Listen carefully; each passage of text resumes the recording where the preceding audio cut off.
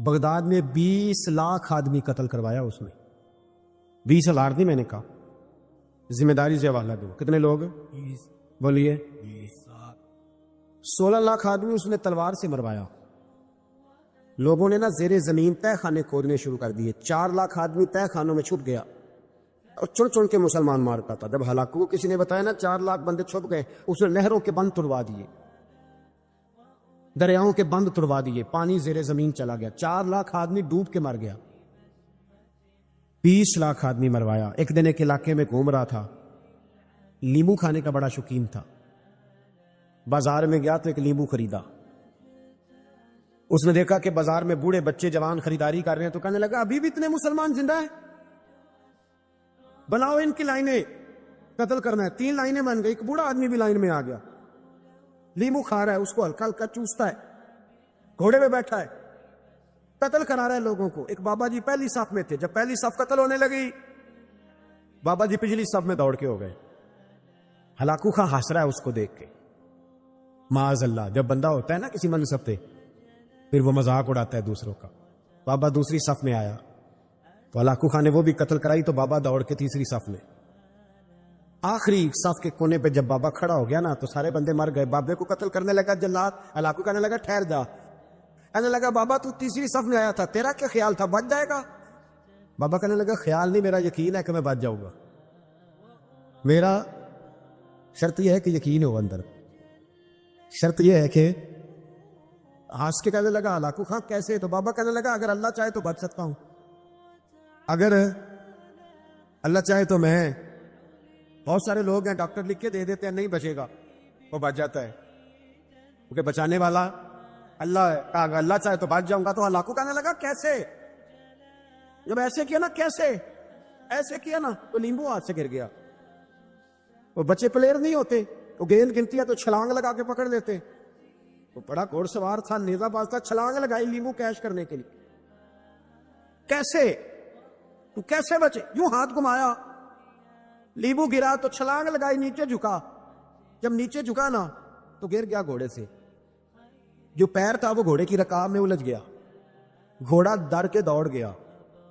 جب گھوڑا دوڑا تو زمین پر زور زور سے سر لگنے لگا. سپاہیوں کہتا دوڑو اس کو پکڑو. سپاہی بھی دوڑے پر گھوڑا قابو نہ آیا. گھوڑا اس وقت رکا جب نہ اس کا چہرہ پہچانا جاتا تھا، نہ آنکھیں سلامت تھی، نہ ناک سلامت تھی. اس کی کھوپڑی ساری اس طرح چور چور ہو گئی جیسے کسی نے ہتھوڑے کے ساتھ پیسی ہو. ہلاکو کی لاش سے خون بہ رہا تھا.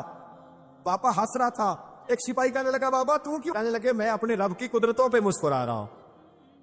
کل من علیہ فان ویبقی وجہ ربک ذو الجلال والاکرام. کا میں نے اسے سمجھایا تھا کہ بچانے والا بچا لیا کرتا ہے. جب آپ مسلمان ہوتے ہیں نا، کلمہ پڑھتے ہیں تو ہم اعلان کرتے ہیں آج کے بعد فیصلے میرے نہیں چلیں گے، فیصلے اللہ کے چلیں گے. لیکن پریشانی پتہ کب ہوتی ہے؟ جب ہم فیصلہ اپنی مرضی کا مانگتے ہیں. او بھائی جب تو مالک کا غلام ہے، بندہ ہے، تو پھر دکھ کس چیز کا نام ہے؟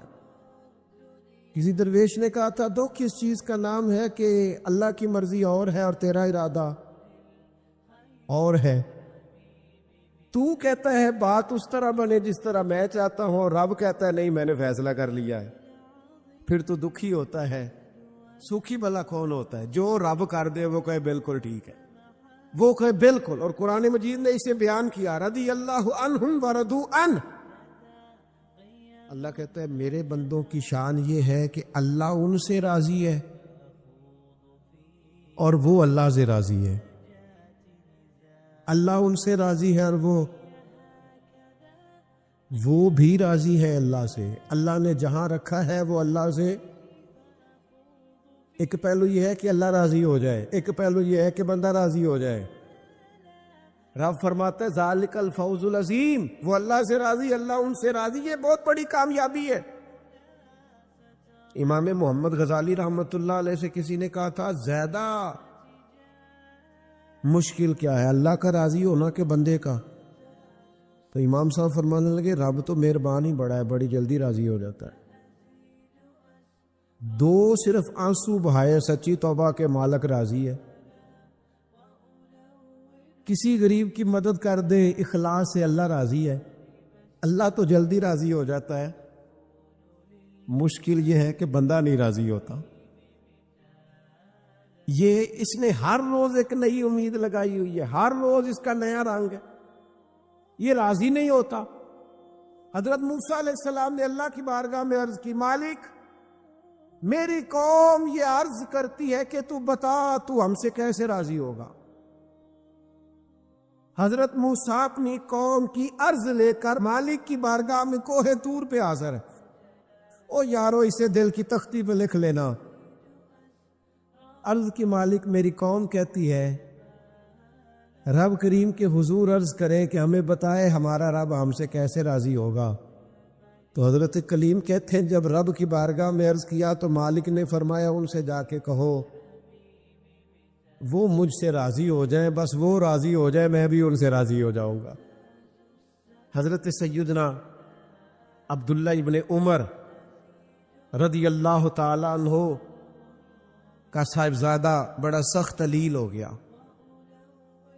بچے بیمار ہو جائے تو تکلیف بڑی ہوتی ہے انسان کی طبیعت کو. حضرت عبداللہ ابن عمر کے بیٹے بڑے سخت علیل ہو گئے. جناب عبداللہ ابن عمر بڑے پریشان ہیں، کبھی ادھر جاتے ہیں کبھی ادھر جاتے ہیں. اس حکیم کے پاس اس طبیب سخت پریشان. آپ کے دوست احباب دیکھتے ہیں کہ حضرت عبداللہ ابن عمر بڑے سخت آزمائش میں، بیٹے کا انتقال ہو گیا، صحت نہ ہو سکی، اللہ کا حکم آ گیا. اب یہ جو انتقال ہے یہ ظاہر ہے بیماری سے زیادہ مشکل کام ہے، بیٹا چلا ہی گیا ہے. لیکن وہ لوگ کہتے ہیں جب ہم بعد میں تعزیت کرنے کے لیے گئے تو جناب عبداللہ ابن عمر کو بڑا مطمئن دیکھا. تو ہم نے عرض کی کہ حضور اس وقت تو صرف بیمار تھا تو آپ زیادہ تسلی میں نہیں تھے اور اب آپ بڑے تسلی میں محسوس ہوتے ہیں، وجہ؟ تو فرمانے لگے جب تک میری ذمہ داری تھا نا میں پریشان تھا، اب خدا کے کرم اور رحمت کی جگہ پہ چلا گیا، اللہ کا فیصلہ آ گیا ہے اور میں سمجھا ہوں کہ میرا رب اسے اپنی بارگاہ میں بلانا چاہتا ہے، لہذا میں پورے طور پر مطمئن. اب میں اللہ کی رضا پہ پوری طور پر راضی ہوں.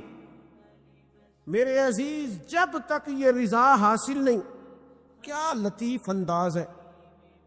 وہ ہمارے ایک بڑے زبردست رائٹر تھے صاحبزادہ خورشید احمد گیلانی مرحوم، ان کا ایک مضمون چھپا ایک دفعہ، امت کا پہلا صوفی. تو وہ ٹائٹل دیکھ کر مجھے بڑی تجسس ہوا کہ کس کو، چونکہ ہم صوفیاء کی جماعت ہے، کس بزرگ کا تذکرہ کیا انہوں نے، امت کا سب سے پہلا صوفی. تو جب مضمون کھولا تو امت کا سب سے پہلا صوفی انہوں نے جناب صدیق اکبر کو قرار دیا. فرمایا یہ پہلے درویش ہے اس امت کے، حضرت ابو بکر صدیق. حضرت ابو بکر صدیق علیل ہو گئے، بیمار ہو گئے. تو یہ دیکھیے ذرا ان کا انداز تصوف.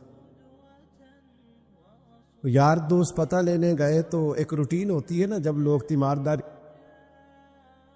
کرنے جاتے ہیں تو کہتے ہیں کسی ڈاکٹر کو دکھایا ہے.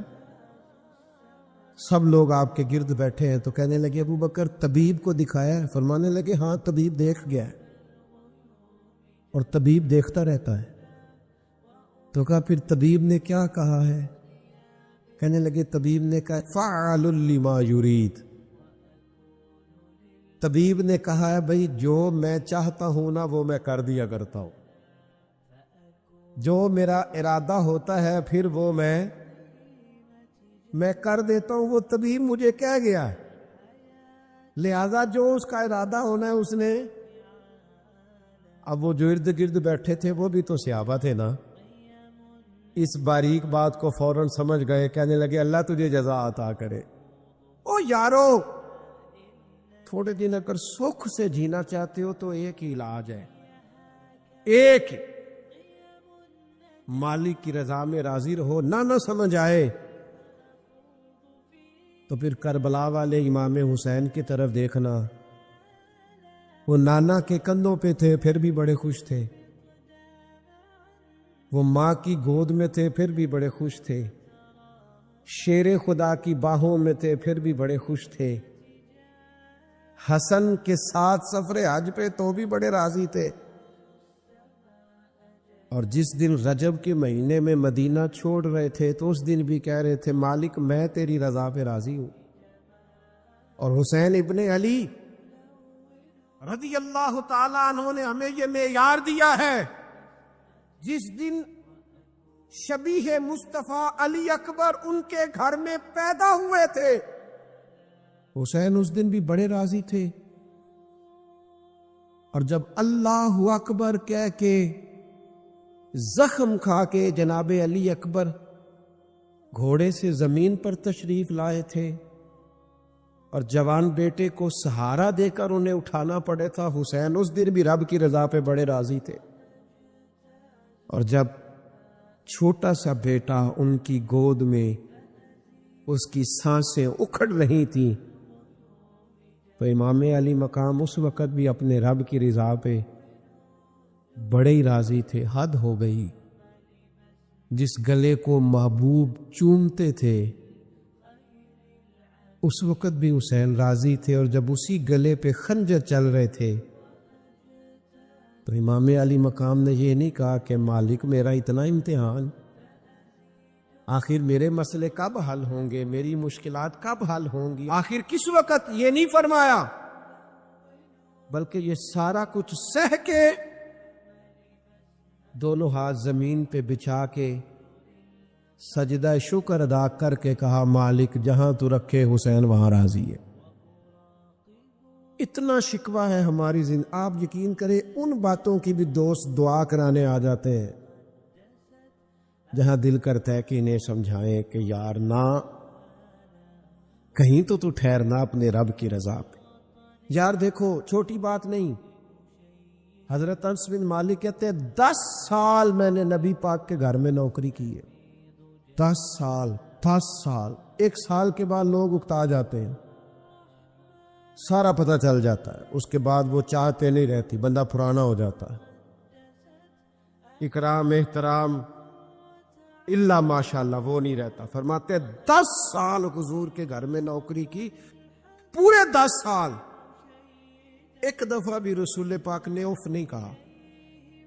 فرماتے ایسا نہیں کہ کبھی کوئی ایسی بات نہیں ہوئی جس سے حضور ناراض ہو، کئی دفعہ ایسے موقع آئے، حضور نے کسی کام سے بھیجا، میں جا کے بچوں کے ساتھ کھیلنے لگا، محبوب آئے میں ڈر گیا، لیکن حضور نے کچھ بھی نہیں کہا، مسکرا کے فرمایا تمہیں کام بھیجا تھا کر کے کیوں نہیں آئے؟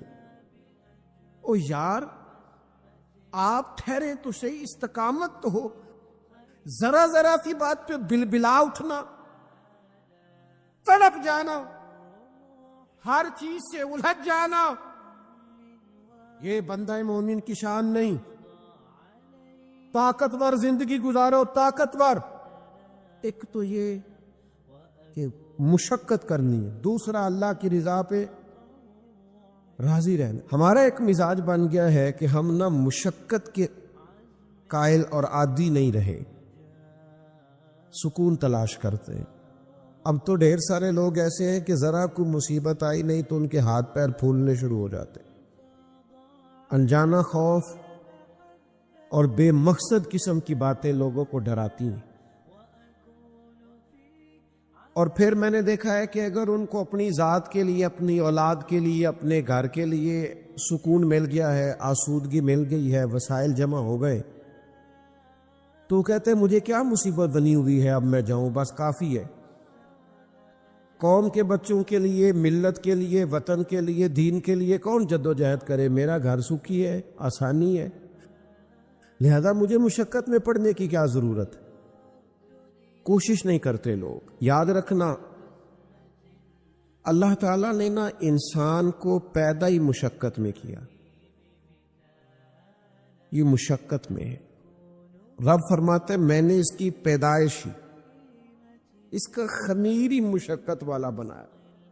اللہ کریم نے قرآن مجید میں فرمایا لَقَدْ خَلَقْنَا الْإِنسَانَ فِي كَبَدٍ، فرمایا بے شک ہم نے آدمی کو مشقت میں رہتا ہوا پیدا کیا، پیدا ہی اس کو قبض کیا ہے مشقت میں رہتا ہو، اس نے مشقت کرنی، بچپن میں بھی مشقت۔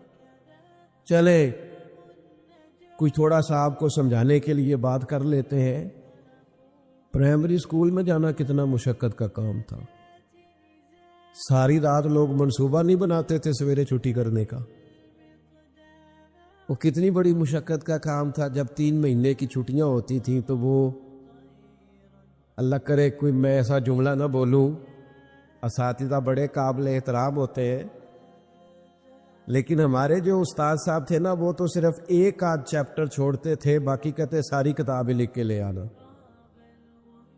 تو وہ جب وہ سبق دے رہے ہوتے تھے مشقت کا، تو بندہ سوچتا تھا کہ چھٹیاں آرام کرنے ملی آسانیاں، یہ والی مصیبت کرنے کو ملی تھی، جہاں چھٹیوں پہ رہے ہوتے تھے مشقت بڑھ جاتی تھی۔